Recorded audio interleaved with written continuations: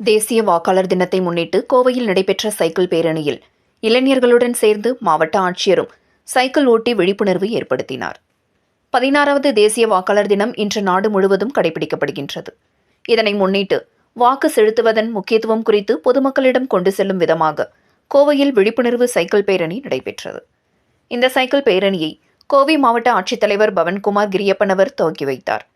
தொடர்ந்து துணை ஆட்சியர் பிரசாந்த் உள்ளிட்ட அதிகாரிகளுடன் இணைந்து ஆட்சியர் பவன்குமாரும் சைக்கிள் ஓட்டி பேரணியில் பங்கேற்று விழிப்புணர்வு ஏற்படுத்தினார். பேரணியில் பங்கேற்ற சைக்கிள் வீரர்கள் இந்திய ஜனநாயகத்தின் இதயத்தில் குடிமகன், எனது இந்தியா எனது வாக்கு, நான் பாரதம் என்ற வாசகங்கள் அடங்கிய பதாதைகளை ஏந்தி நகரம் முழுவதும் உலா வந்தனர்.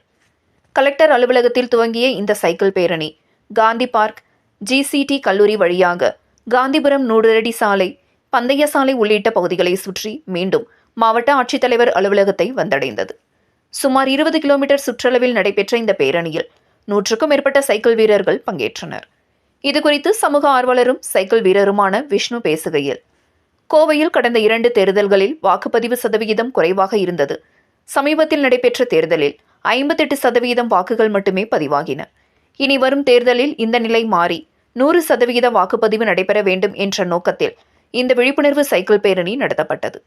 ஜனநாயகத்தில் வாக்கு என்பது மிக முக்கியமான ஆயுதம். முதல் தலைமுறை வாக்காளர்கள் உள்பட அனைத்து தரப்பினரும் வாக்களித்து ஜனநாயக கடமையை நிறைவேற்ற வேண்டும் என தெரிவித்தார்.